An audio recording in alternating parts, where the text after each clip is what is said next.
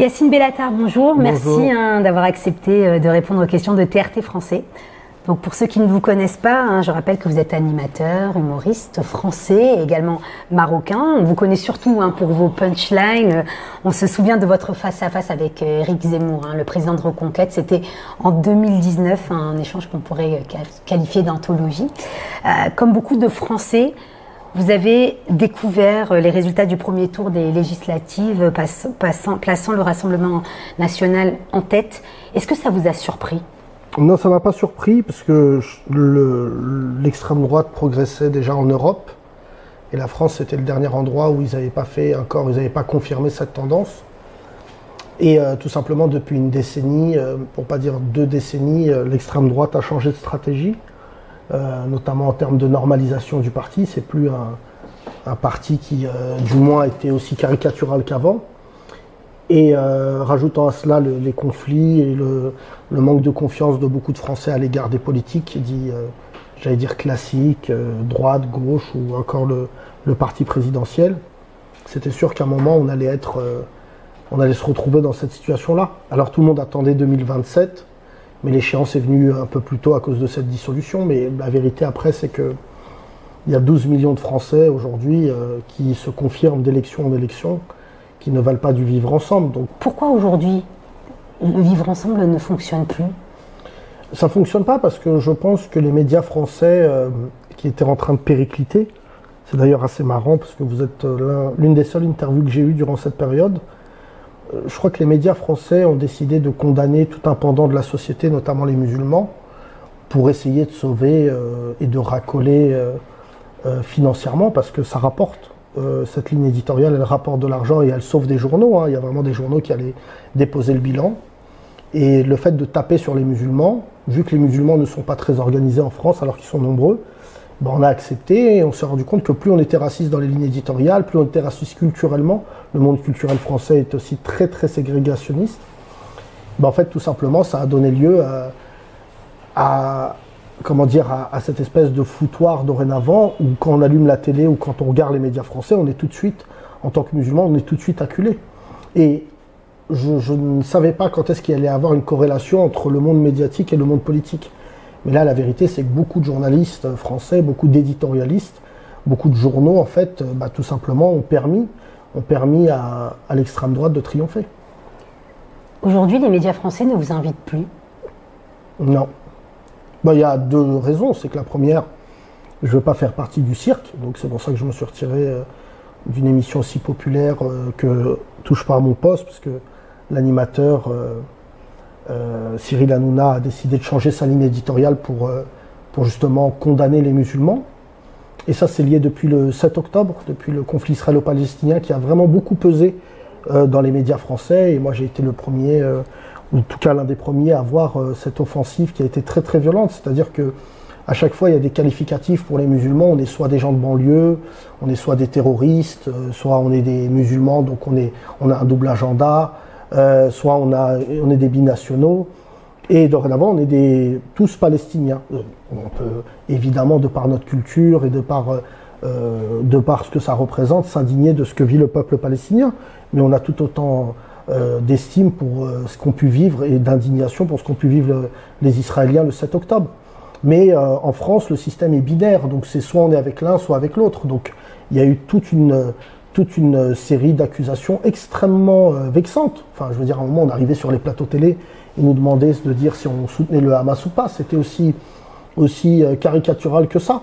Alors que ce qui se passe dans cette région du monde, évidemment, concerne le monde entier. C'est-à-dire que on pourrait parler, oui, mais c'est physiquement que là. Non, ça a touché les États-Unis, ça a touché l'Angleterre, ça a touché l'Espagne, l'Italie et la France. Et la France est le seul pays qui n'a pas su journalistiquement offrir une réponse collective. Parce que il y a une vraie responsabilité pour ceux qui médiatisent. Et vraiment, objectivement, je décidais, moi, déjà de plus aller dans les médias ou peu, et tout simplement parce que les médias français n'aiment pas les musulmans. Je pense qu'il faut plus, au vu du résultat de l'élection actuelle, il faut dorénavant qu'on mesure que les médias, et notamment des milliardaires comme Vincent Bolloré, ont totalement décidé de ruiner la réputation des musulmans dans ce pays. Et d'ailleurs, à travers votre chaîne, moi j'appelle à un boycott massif du groupe de Vincent Bolloré, parce que c'est très bizarre de travailler pour quelqu'un qui a, il faut le dire, eu un engagement politique. À la limite, quand Vincent Bolloré n'était pas engagé politiquement et qu'il faisait juste de la propagande raciste, ça me dérangeait pas trop. Mais il faut pas oublier ce qui s'est passé. L'un des hommes politiques majeurs de la droite, Éric Ciotti, lorsqu'il a décidé de dire que les Républicains rejoignent l'extrême droite, il est d'abord allé voir Vincent Bolloré avant d'aller voir même les cadres de son parti. Donc c'est ce que j'attendais de voir, c'est-à-dire qu'il y a eu un acte politique revendiqué par un patron de médias, qui nous rappelle d'ailleurs ce qui s'est passé aux États-Unis avec Fox News. Et donc aujourd'hui, moi j'appelle tous les artistes issus de la diversité, afro-européens, musulmans, de ne plus soutenir ce groupe, parce que c'est très compliqué de travailler pour quelqu'un qui finance le cinéma et en même temps le racisme. Et pour vous répondre par rapport à ce que vous disiez tout à l'heure, le gros problème qu'ont les musulmans en France, c'est qu'ils ont été lâchés par tout le monde politique. Ils ont été lâchés par l'extrême droite, évidemment, pour des raisons factuelles, par la droite, qui était une droite gaulliste, noble.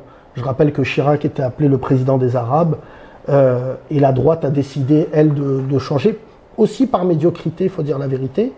La gauche, elle a un autre problème, d'où ce qu'a fait Jamil, qui est très bien. Jamil s'est rebellé contre France Inter parce que cette gauche-là, boboisée, c'est une gauche qui infantilise beaucoup. Je rappelle juste quelque chose de simple. On est en train d'affronter un parti sur une base de racisme. C'est du racisme, et on n'appelle pas les premiers concernés qui sont les racisés. Pas un plateau télé, pas un parti politique ne s'est dit on va mettre en avant des concernés pour qu'ils prennent la parole. Alors, c'est un secret pour personne. On sait que vous êtes proche du président Macron. Vous avez d'ailleurs été nommé au Conseil présidentiel des villes, une instance, je le rappelle, qui a été créée en 2018, justement pour réfléchir aux politiques publiques pour les banlieues populaires. En d'autres termes, vous étiez un petit peu la voix des banlieues. Aujourd'hui, vous n'êtes plus, ce n'est plus le cas? Alors, je n'étais pas la voix des banlieues, parce que souvent on pense que j'étais le seul, on était 20, et ça c'est important de le dire. Ensuite, je n'étais qu'une voix, il y en avait, et moi je représente aussi une partie des quartiers qui est pas forcément d'ailleurs, qui est pas forcément dominante, c'est-à-dire que moi je crois au capital, je crois à l'entrepreneuriat, et je ne crois plus à des déversements d'argent public en permanence sur les gens des quartiers, parce que accessoirement, c'est pas une solution. C'est-à-dire qu'on peut pas anesthésier comme ça des gens qui, ça les annihile dans leur, ça peut annihiler totalement une démarche personnelle de réussir, tout ça. Et les succès sont personnels, c'est à nous de les rendre collectifs. C'est parce qu'un mec de banlieue réussit qu'il aura peut-être envie plus de prendre des gens de banlieue. Est-ce qu'aujourd'hui, pourquoi vous ne faites plus partie de cette instance? J'ai démissionné 2 ans après, parce que je démissionne souvent, moi, quand je suis pas d'accord. Et de Chevènement, je ne retiendrai que cette phrase, c'est que quand un ministre...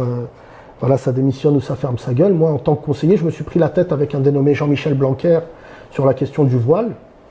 Et en fait, tout simplement, à partir du moment... Ministre de l'Éducation. Oui, ministre de l'Éducation nationale, mais qu'on risque de retrouver dans un gouvernement d'extrême droite. Il a dit des choses extrêmement graves à l'encontre des musulmans. Et moi, je l'avais dit au président de la République, c'est que c'est par parcimonie comme ça, il y a des gens qui ont eu des propos extrêmement blessants à l'encontre des musulmans. Je suis très fier de mon expérience parce que c'est important de monter dans ces élites-là.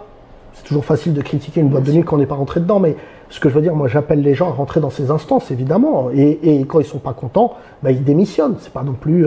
Mais est-ce que vous pensez que de manière générale, la politique qui a été menée par Emmanuel Macron aujourd'hui a été un peu responsable de la montée du score qu'on a aujourd'hui du Rassemblement national, en toute sincérité? Lui, il s'est engagé, le président, à une chose en 2022, c'est qu'il était, quelque part, il était redevable. C'est ce qu'il avait dit quand il a été élu.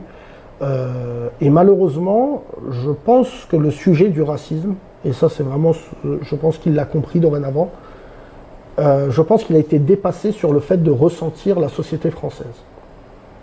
Ça n'excuse pas la dissolution, et je vais y venir un peu plus tard, mais je pense surtout que c'est pas sa politique, ce sont des politiques. Depuis Nicolas Sarkozy et l'identité nationale. Ensuite, il y a eu la gestion des attentats où Manuel Valls, Emmanuel Macron n'était pas là à l'époque, a décidé, de par la gauche, c'est pour ça que quand je vous dis que les musulmans étaient pris en étau, et que là on dit oui, mais pourquoi l'extrême droite s'y cartonne autant? Parce qu'on a eu un ministre de gauche qui s'appelait Manuel Valls qui avait décidé de faire de nous des terroristes. Il ne faut pas oublier ça. Et ensuite, Emmanuel Macron est venu avec un élan, il ne faut pas l'oublier, en 2017, ça a d'ailleurs charmé beaucoup de gens dans les quartiers, en disant, il est jeune, il va comprendre, parce qu'il n'avait pas compris, il va comprendre. En fait, il n'en est rien, parce que le racisme étant systémique, que ce soit Macron ou Tartampion, le résultat est le même. D'ailleurs, la question qui se pose aujourd'hui, c'est pas de savoir si la gauche peut gagner, c'est de savoir est-ce que la gauche peut encore exister dans un pays avec un système aussi raciste. Donc le président, il a sa part, évidemment, il a évidemment une responsabilité là-dedans. Il aurait dû prendre ce sujet à bras-le-corps d'entrée de jeu. La question fondamentale, et qui doit nous fédérer, ça veut dire quoi être français? Est-ce qu'aujourd'hui, comme on le faisait dans les colonies françaises, on peut dire nos ancêtres les Gaulois? Et je pense que la France a un problème originel qui est celui de se dire je n'accepte pas l'idée qu'aujourd'hui des Arabes et des Noirs disent « je suis français ». Je n'accepte pas que les 11 joueurs de l'équipe de France représentent, disons-le, la conséquence des colonies. Une équipe sportive n'est que la conséquence des colonies. Et donc aujourd'hui, quand on voit l'équipe de France avec... Et il y a des mesures très restrictives qui sont parties. Quand vous dites c'est le président de la République, pas que. Le président de la Fédération française de football, Noël Le Graët, a eu une politique aussi d'extrême droite pour charmer je ne sais qui. Quand on en est réduit à dire aux joueurs de l'équipe de France, si vous faites le ramadan, vous ne jouez pas en équipe de France, toutes ces petites blessures n'ont fait que réconforter cette bête qu'est l'extrême droite. Le gros problème, c'est que nous, Français, on était persuadés que ce n'était pas possible, mais 1 + 1, ça a toujours fait 2. Donc c'est pour ça que je vous dis que le président de la République, évidemment, nous met dans cette situation-là, et c'est ça que je voulais dire chez vous. Moi, j'étais très énervé contre la dissolution, parce que je pense, comme beaucoup de gens, j'avais prévu de partir en vacances dans 2 semaines, et que ça m'oblige, comme lui, ça l'obligeait, il avait dit, ce score m'oblige. Mais en fait, je suis assez fier de ce qui se passe, parce que je sens qu'on s'est mangé un coup de pied dans la gueule, et qu'en fait, on est tous dorénavant politisés. L'extrême droite est dans cet état-là parce que nous avons tous attendu des hommes politiques, tous comme, voilà, en disant, c'est eux qui vont nous aider. Pas du tout. C'est le peuple qui décide. C'est le peuple qui amorce des choses. Et aujourd'hui, avec le résultat de l'extrême droite, eh ben, je sens que tout le monde est concerné. Vous êtes concernés. Le caméraman, les gens qui nous regardent là, sont des gens qui sont concernés politiquement. Oui, parce que là, on est rentré dans une bataille de qu'est-ce que va être la France dans les 30 prochaines années. La binationalité, est-ce que justement les réformes, est-ce que souhaiterait le Rassemblement national sur le fait que les personnes qui ont une double nationalité ne pourraient pas accéder à des postes stratégiques? Ça vous a fait rire ou pleurer, j'ai envie de dire? Non, mais je crois que vraiment il faut mesurer j'allais vous dire, la honte, ne serait-ce que le fait de l'évoquer est déjà honteux.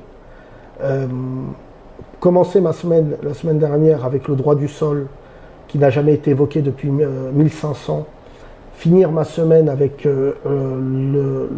l'accès refusé à des postes importants pour ma binationalité. Si on remplaçait le mot musulman par juif, ça s'appelle les années 39-45.